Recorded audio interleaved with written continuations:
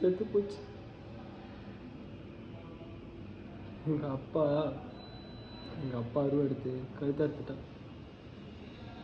இன்னொன்று கழுத்து பாதியை காணும்.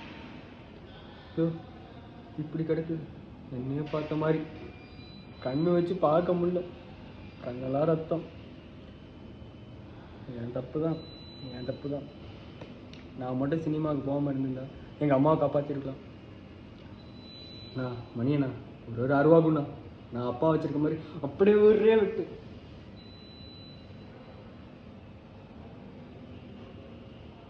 சிரிக்கிறாருண்ணா, என்னை பார்த்து சிரிக்கிறார். எனக்கு தெரியுது நீங்கள் எதுக்கு சிரிக்கிறீங்க. நக்கல் எங்கே வெட்ட போகிறான்ட்டு